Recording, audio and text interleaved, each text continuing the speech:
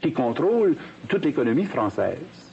Mais vous avez une autre branche Rothschild, celle de Lord Rothschild, qui contrôle la Banque d'Angleterre. Ils étaient 5 frères, n'est-ce oui. pas? Alors, et leur véritable nom était Amschel. Et ils ont reçu le nom et le titre de Rothschild par le fait qu'ils étaient des prêteurs.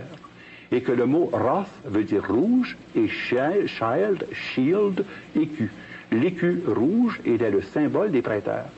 Et comme ils avaient prêté notamment au prince de Savoie, comme ils avaient prêté au roi de France, comme ils avaient prêté au roi d'Italie, eh bien à ce moment-là, les redevances étaient, comme ils ne pouvaient pas remplir leurs obligations, de leur confier des baronnies et des lordships. Et c'est ainsi que les Rothschild ont contrôlé un grand secteur, notamment en Europe, c'est-à-dire la France, la Suisse et l'Angleterre. Et par l'Angleterre, le contrôle du Commonwealth. Mais en Amérique, ça a été principalement la famille Rockefeller. Et beaucoup de gens ne savent pas que les Rockefeller ne sont pas juifs. Les Rockefeller sont français. C'est de Roquefeuille. Et les Rockefeller ont construit leur fortune aux États-Unis et pour réussir en Amérique, ont pris le nom de Rockefeller. Mais originalement, c'était des Huguenots français qui ont quitté la France à cause de la persécution, qui finalement se sont établis sous le nom de Rockefeller et ont créé l'empire que nous connaissons. Et la pyramide que j'ai ici présentement illustre l'empire Rockefeller qui contrôle non seulement l'Amérique du Nord, mais qui contrôle aussi tous les intérêts affiliés des multinationales sur le plan économique. Vous parlez de prêtres druides et ensuite vous parlez des Rothschild, des Rockefeller. Oui.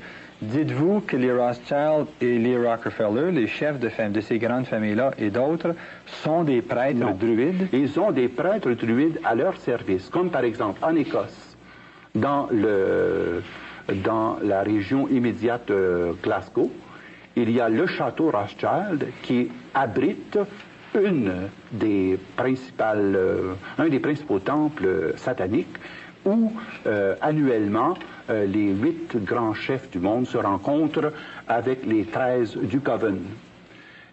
Et ce sont les mêmes 13 prêtres druides qui sont les personnes consacrées au culte de Satan et qui doivent présider au contrat satanique à l'intérieur et de la franc-maçonnerie et des Illuminati.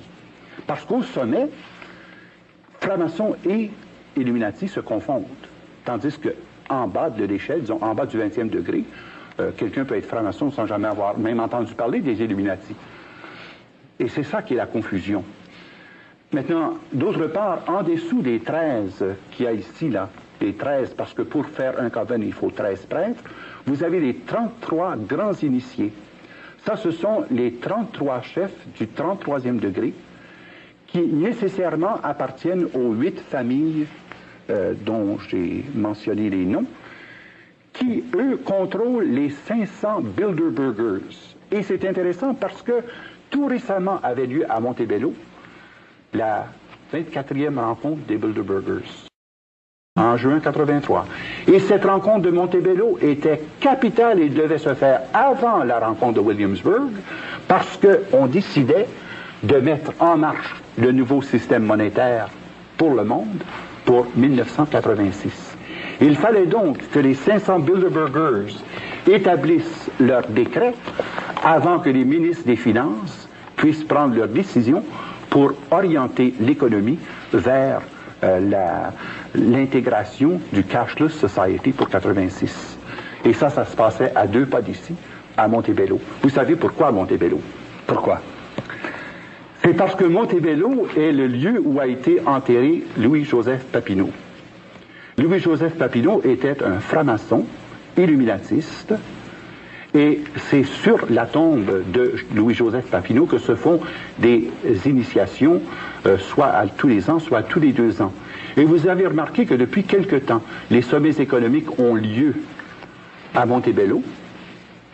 Il y en a eu un sommet économique il y a 2 ans, et il y a eu cette année encore la rencontre des Bilderbergers, parce qu'après, il y a l'initiation des grandes initiatives, des grands Illuminati qui remplacent ceux qui sont décédés ou qui ont été limogés dans le cours de leur exercice. Père Jean-Paul, est-ce que les personnes impliquées dans l'organisation de cette rencontre à Montebello et soit des Illuminati qui viennent d'avoir lieu, ou bien l'entente des présidents des États-Unis, président de France, le premier ministre d'Angleterre, premier ministre du Canada, toutes ces personnes-là, est-ce que ces gens sont au courant? Est-ce qu'ils le savent? Est-ce que c'est conscient, ces rencontres face à cette mainmise mondiale aux Illuminati? C'est bien clair que c'est connu, su et volontaire. Parce que pour pouvoir avoir accès au haut niveau des Illuminati, il faut d'abord que tu aies accès aux Bilderbergers. Il faut d'abord que tu aies accès aux Bilderbergers. Il faut d'abord que tu aies accès aux Bilderbergers.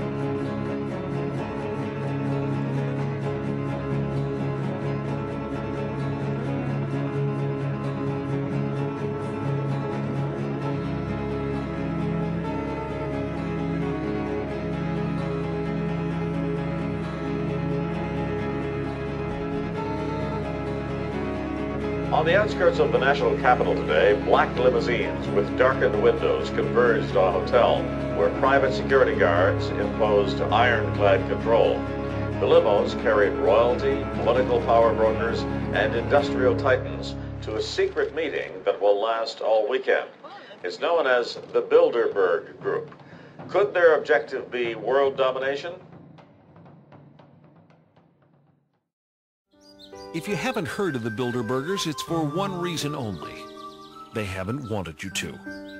At their annual closed-door meetings, no outsiders are allowed even close to the building. Here are gathered the most powerful individuals of the Western world, united regularly at club meetings. Yet nothing is reported by the New York Times, the Washington Post, or the LA Times. What really fascinates me is the complete blackout in the American press. For more than 20 years, I've gone down to the press club every day. I check the wires in their library, mingle with other paper boys, and I asked them the question many times, why, when if 120 film stars or 120 NFL football players met behind locked and guarded doors at a remote location for 3 days, you'd try very hard to penetrate and find out what those movie stars or football players are doing. Well, I had no curiosity at all when 120 of the world's most powerful financial leaders and political leaders meet for 3 days in a remote location behind armed guards in a complete blackout. Well, I had no curiosity.